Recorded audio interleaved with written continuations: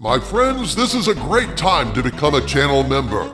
Every week now I'm posting uncensored videos exclusively for my channel members, along with custom emojis and live streams for members at the Arch-Villain level where you get to talk to me directly. Please consider supporting this channel by clicking the link in the video description and joining us in our fight to save pop culture.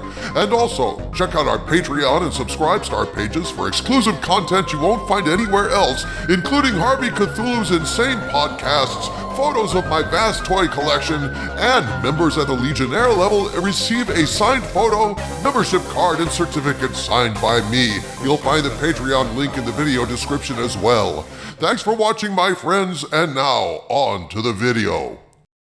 Greetings, my friends. I am Dictor Van Doomcock, the future ruler of Earth, broadcasting from my hidden base at the center of the Earth, and I am here today because a source is telling me that I am no longer alone in my absolute bewilderment and disgust over the state of Star Trek, and at least one big change may be on the way following an emergency meeting called by Skydance to happen no later than Sunday.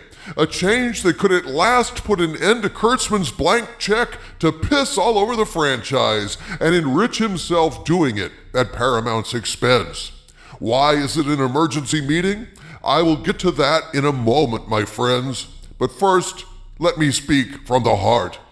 It's been a long, long road for us here in Castle Xanadu. I've been preaching against this pathetic, substandard bastardization of Star Trek since I started my channel in 2017. Indeed, the sheer horror and disgust I felt watching the dreadful Star Trek Discovery is the sole reason why I emerged from the obscurity of my hidden base and launched my channel. I just could not believe the idiotic garbage I was watching. Spock had an adopted human sister because Sarek wanted to do an experiment to see if humans and Vulcans could coexist? After coexisting with a human woman and having a half-human kid? Really, Sarek? Good God.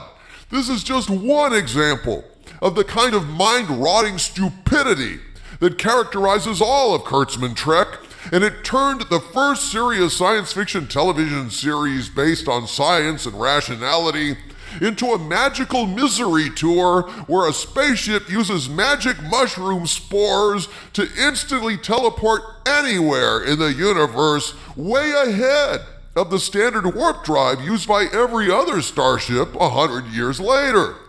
My revulsion at Star Trek Discovery, the single worst piece of shit ever put on television, is now the stuff of legend, but often I felt like a prophet crying out in the wilderness, subsisting on locusts, wild honey, booze, and porn.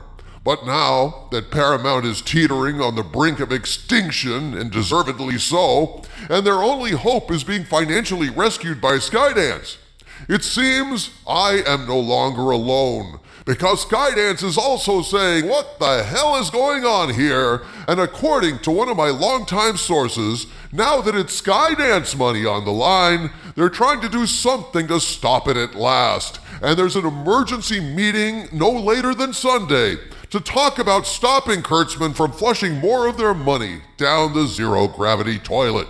Well, of course, it's too little too late, Doomcock. The damage to the franchise is beyond repair, but I guess it's at least somewhat gratifying to beat the disgusting plague rats away from the corpse so that it can be finally laid to rest.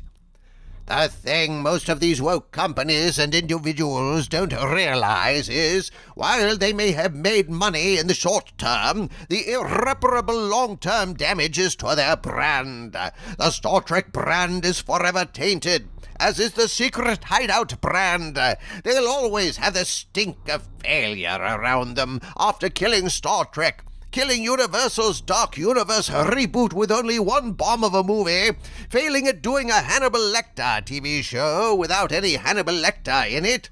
Shit like that sticks to you long after the cancellations. Agreed, my friends. But let's get to the details about this alleged meeting happening Sunday. At this point, I must state that what I'm about to share with you is information provided to me by a longtime source claiming knowledge of the situation at Paramount, But since I cannot personally confirm any of this, I'm presenting it as unverified rumor, and I ask you to please take it with a grain of salt. So here's what I was told. Yesterday in the late afternoon, I received this heads up from my source, quote, Skydance has told CBS to put Section 31 out as a tax write-off and stop Academy, and there's no one at CBS willing to do it, and an emergency meeting is expected before Sunday, unquote. This was a bit cryptic, so I asked for clarification, and it was explained to me that no one wants Star Trek Academy. No one in the history of the concept has ever wanted Star Trek Academy, frankly. But the problem is, and has always been, that no one at CBS has the leadership ability or the balls, frankly, to stop Kurtzman from making more shit. But now, it's Skydance money, and Skydance wants answers. Even so, I asked for yet more clarification, and here's what I was told. Quote, emergency meeting to be held before Sunday. Paramount is surviving on a $6 billion loan from Skydance, which is keeping them afloat to pay off the loans, which are due this month. So Skydance basically is in charge. Leadership crisis at Paramount over Star Trek. Who the schmuck allowed this shit like Section 31 and Academy, things without a market, to get greenlit and paid for? What the schmuck does this contract say? Why is no one saying no to this man? How is this contract holding the studio hostage? Unquote. Dude, you must have stood up and cheered when you heard this. These are the very questions you've been asking since you started your channel, mofo. Exactly right. Paramount's idiotic choices have brought them to the brink of extinction because the wages of woke is broke. And now the adults have come to bail out Paramount, but the adults want some damn answers.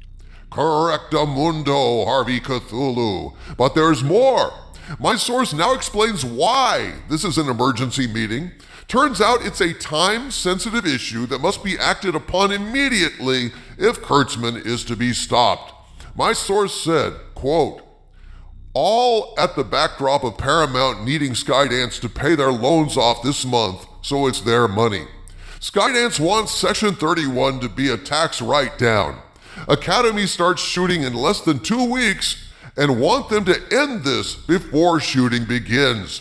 Most contracts say once shooting is started, you can't stop. They want this ended now before cameras are rolling, unquote. Essentially, Skydance recognizes that giving money to Kurtzman to make more Star Trek is just burning money in a trash can. After all the damage Kurtzman's done to the franchise, Star Trek is dead. No one wants Section 31. No one wants Academy. No one wants Star Trek Legacy.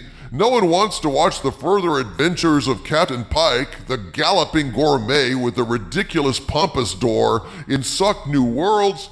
It's all worthless, idiotic shit. It's all hated except by a few weirdos who will watch anything if it's woke enough. And the reason Skydance can afford to buy Paramount and bail them out is because Skydance still understands that in business, you're supposed to make money, not transform it into turds and flush it down the toilet. Folks, I doubt anything can be done to fix Star Trek currently.